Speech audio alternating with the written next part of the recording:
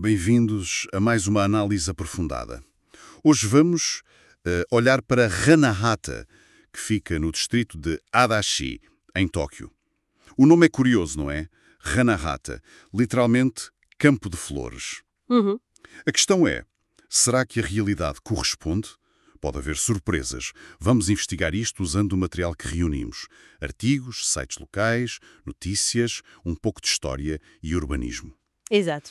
A nossa ideia é mesmo descobrir o que está por trás do nome, encontrar as pérolas escondidas e a essência de Hanahata, para lá das primeiras impressões. Vamos a isso? Ok. Vamos começar pelo mais óbvio. Este nome, Hanahata, significa mesmo que aquilo eram só campos de flores? Bem, essa é a pergunta lógica, não é? Mas a história tem mais que se lhe diga. O nome como o conhecemos hoje, com o kanji de campo, ou até, só apareceu mais tarde. Ah, então não foi sempre assim? Não. A origem é mais antiga, vem de Hanamata. Era uma aldeia já mencionada, imagina, em documentos de 1352, portanto é um sítio com séculos de história. Hanamata. E há alguma história ligada a esse nome mais antigo? Sim. Há uma lenda, bastante antiga até, ligada a Minamoto no Yoshimitsu, um guerreiro conhecido do século XI. Diz a lenda que ele passou por lá, viu uma imagem divina e o rio ali perto brilhou de uma maneira especial que lhe fez lembrar a bandeira do clã Minamoto. E essa descrição tipo poética é que teria dado o nome Hanamata à aldeia e a Yase ao rio. Mas pronto, é uma lenda. Claro, claro. Lendas são lendas. O nome Hanamata, o atual, só foi adotado oficialmente em 1889. Foi na era Meiji, quando houve uma reorganização administrativa. Ok? E parece que Hanamata foi escolhido como um nome talvez mais bonito ou neutro para a nova vila que se formou, Hanamata-mura. Entendo. Então, escolher Campo de Flores foi mais uma decisão administrativa ou de imagem do que propriamente uma descrição fiel da paisagem da época. Exatamente, é isso. As fontes como mapas antigos e até fotos aéreas mostram uma paisagem dominada por arrozais, os suiden, e outras terras agrícolas. Aquela imagem de campos cheios de flores, pronto, não bate certo com a história dominante da zona. Aliás, um dos artigos que vimos concluía precisamente isso. Não havia, literalmente, campos de flores. Mas a história tem mais camadas, não é? Falaste de vestígios ainda mais antigos. Sem dúvida. E aqui a coisa fica mesmo interessante. Existe o sítio arqueológico de Hanahata, que fica onde hoje está um campus universitário, em Hanahata Shinkoshomi. E o que é que encontraram lá? Em 2013 descobriram algo mesmo notável. Pedaços de cerâmica. Cerâmica antiga, Muito antiga. datada entre os séculos IV e VII. Isso corresponde ao período dos 3 reinos da Coreia. Mas o mais fascinante nem foi só a idade. Foi a análise da argila, do taido. O que é que descobriram sobre a argila? Confirmaram que não era cerâmica feita no Japão, a origem era mesmo a Península Coreana. E foi a primeira vez que encontraram este tipo específico de cerâmica macia coreana em Tóquio. Uau, isso é incrível! Cerâmica coreana com mais de 1300 anos encontrada ali, em Adachi? O que é que isso nos diz? O que implica? Bem, sugere muito fortemente que houve pessoas vindas da Península Coreana, os chamados Toraijin, a viver ou pelo menos a passar por Hanamata há muitos séculos. Revela ligações diretas e muito antigas entre esta zona de Tóquio e a Coreia.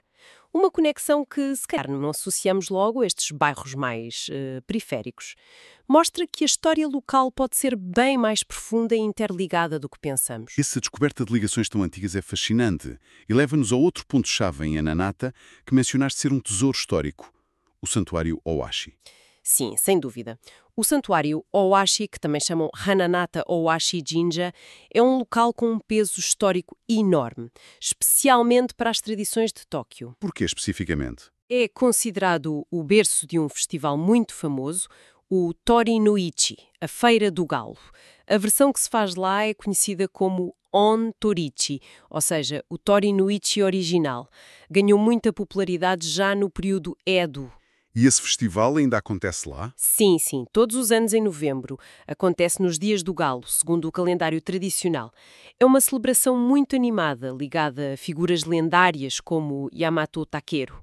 A própria história do santuário evoluiu, as divindades mudaram, mas a ligação ao festival e à águia Owashi significa grande águia, manteve-se sempre. E como é o santuário em si? É um sítio agradável de visitar? Sim, as descrições falam de um sandô, o caminho de acesso, que é muito agradável, com árvores dos lados.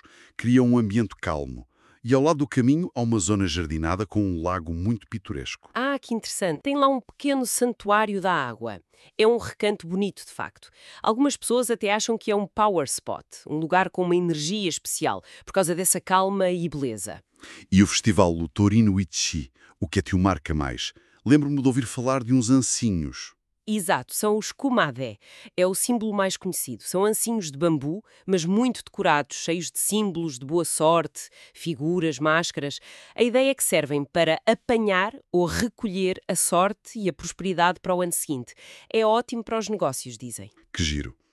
É uma festa com muita cor, muito animada. É um vislumbre de tradições antigas que continuam bem vivas ali. É fascinante pensar que a origem de um festival tão típico de Tóquio está neste santuário em Anahata.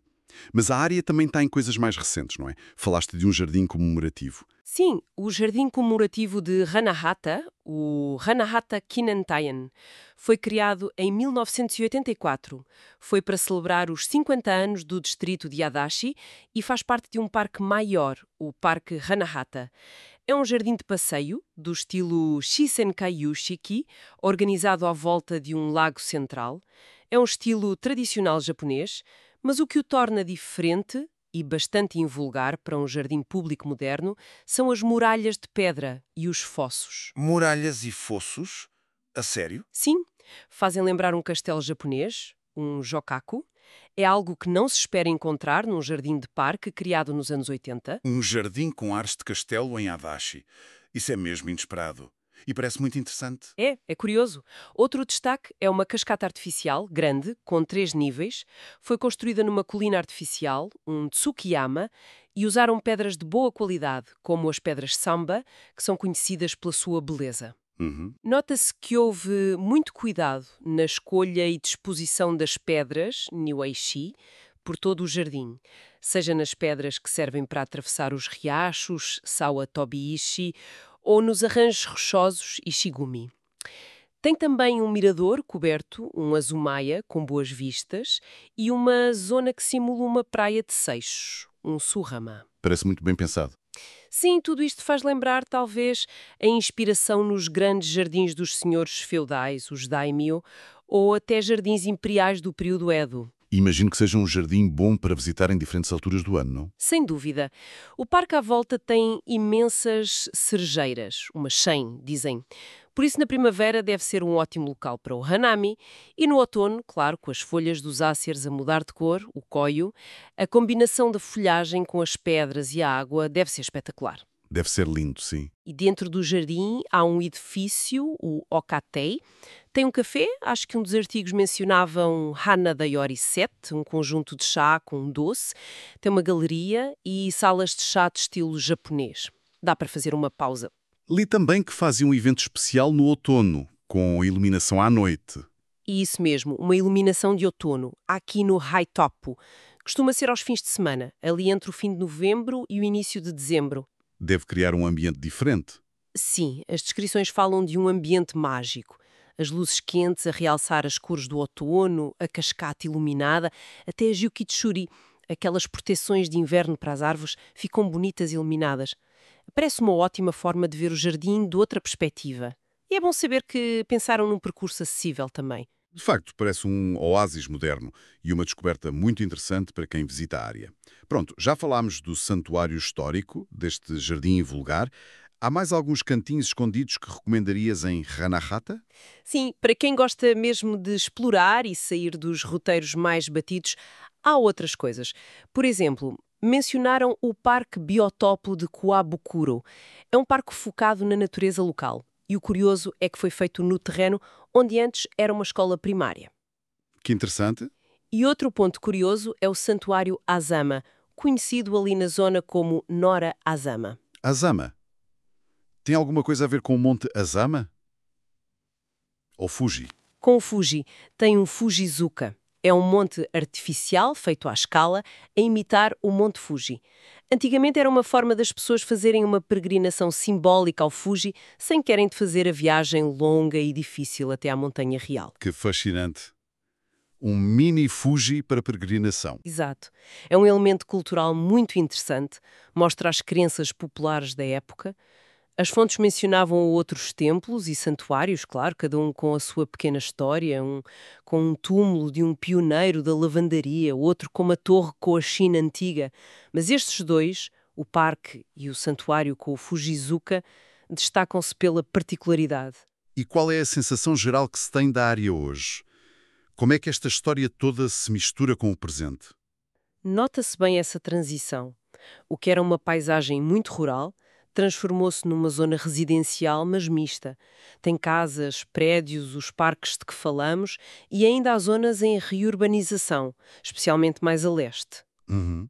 Mas o interessante é que, apesar das estradas mais largas e retas que foram construídas sobretudo depois dos anos 50, 60, em algumas partes do bairro, o traçado das ruas antigas, mais estreitas, mais orgânicas, ainda se mantém. A sério? Sim, uma das fontes até comentava que nessas zonas os mapas antigos da era Meiji ainda podem ser úteis hoje. Mostra como a estrutura original, onde as pessoas realmente viviam, resistiu ao tempo, mesmo com toda a modernização à volta. Isso dá uma ideia muito visual dessas camadas de história, não é? Estão ali mesmo, no chão que se pisa. E claro, nenhuma exploração está completa sem pensar na experiência local, incluindo a comida. Pois, a variedade de pequenos restaurantes que as fontes listavam, desde chinês, soba, enguias, até italiano e comida vietnamita, sugere que também há descobertas a fazer nesse campo. Comer num sítio local faz parte da experiência autêntica de explorar um bairro como Hanajata. Bem, então, resumindo esta nossa conversa toda, o tal campo de flores de Onahata revelou-se mais uma imagem histórica, uma metáfora, do que a realidade literal. Mas em troca encontramos muito mais, não foi? Exatamente, se encontramos uma área com uma profundidade histórica que se calhar não esperávamos, desde aqueles vestígios arqueológicos surpreendentes que nos ligam à Coreia Antiga, Sim. passando pela origem de um festival super conhecido de Tóquio, ali no santuário Owashi, e até às surpresas de um jardim moderno com características tão únicas como aquelas muralhas. Portanto, a conclusão é que Anahata pode não ser um destino óbvio, daqueles que saltam logo à vista nos guias turísticos, mas oferece substância, oferece descobertas interessantes para quem se dá o trabalho de olhar com mais atenção. É isso mesmo. Reforça aquela ideia de que vale a pena ir além dos nomes e das primeiras impressões, não é? Bairros que podem parecer comuns, como o Hanahata, muitas vezes guardam histórias incríveis e um encanto muito próprio. São testemunhos da tapaçaria riquíssima e complexa que é Tóquio. E isso deixa-nos aqui com uma última ideia para pensar. A descoberta daquela cerâmica coreana antiga em Aranata lembra-nos como as cidades são feitas de camadas e camadas de história, de migrações, de intercâmbios culturais. Quantas outras histórias destas, de conexão, de influência mútua, não estarão escondidas por baixo da superfície de outros bairros de Tóquio que nos parecem perfeitamente banais? Quantas histórias estão só à espera de ser descobertas? Fica a pergunta.